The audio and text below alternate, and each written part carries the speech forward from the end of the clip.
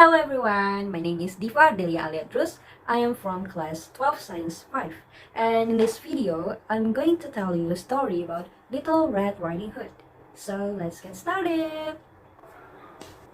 Once upon a time, there was a little girl who lived in the village near the forest. Whenever she went out, she always wore a red riding cloak, so everyone in the village called her Little Red Riding Hood. One day, her mother said to her, "Little Red Riding Hood, grandmother isn't feeling well. Will you take this basket of fruit through the forest to her cottage?" "Yes, Mom. I sure would love to see Grandma." "Remember, go straight to Grandma's house. Don't dawdle along the way, and please don't talk to strangers. The forest is dangerous." "Don't worry, Mom. I'll be careful," said Little Red Riding Hood to her mother, and set out on the way to her grandma's house. In the forest, Little Red Riding Hood noticed some lovely flowers, and she suddenly forgot about her promise to her mother. She approached the flowers and picked a few. As she was busy with the flowers, she didn't realize a big bad wolf was approaching her. La la la la la. "What are you doing out here, little girl?" The wolf asked her in a voice as friendly as he could. Little Red Riding Hood, who had never seen a wolf before, didn't know that they were dangerous, and she answered, "I'm on my way to see my grandma, who lives through the forest near the brook." Then she realized how late she was and quickly excused herself, rushing down the path to her grandma's house. In the meantime, the wolf had taken a shortcut and arrived at her grandma's house before her. He knocked lightly at the door. "Oh, thank goodness, dear! Come in, come in. I was worried sick that something had happened to you in the forest," said Grandma, thinking that it was her granddaughter. The wolf let himself in. Poor Granny didn't have the time to say another word before the wolf gobbled her up. The wolf let out a satisfied burp and then poked to Granny's wardrobe to find a nightgown that he liked. He added a frilly sleeping cap, and for good measure, added some of Granny's perfume behind his pointy ears. A few minutes later, Little Red Riding Hood knocked on the door.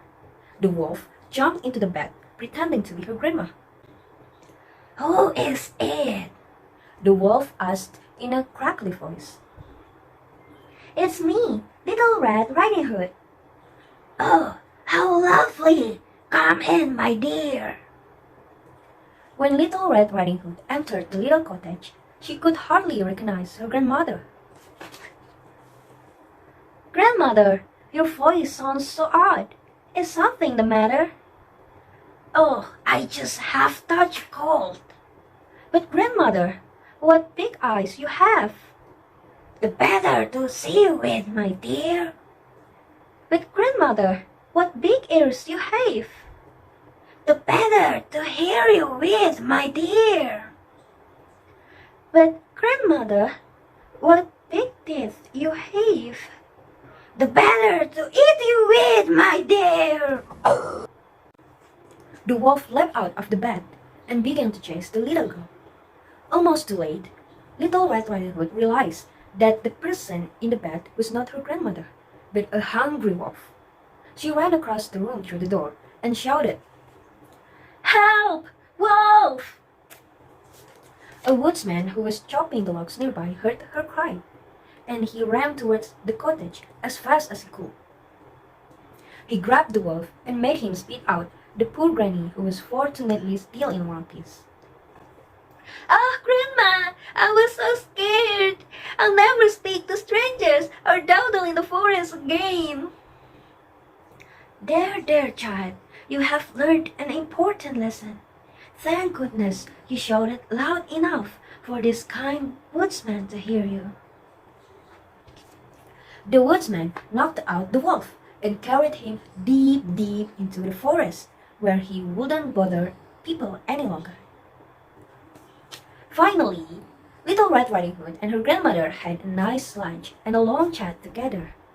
The end. From this story, we can learn that we must never trust strangers because it could lead us to danger. And we also should listen to our mother advices and should not break our promise to keep us safe. We're lucky if we meet a nice person, but we have to remember that out of many people in this world, mostly are untrustworthy. That's all from me. Thank you for listening to my story. I hope it will be useful for you. See you!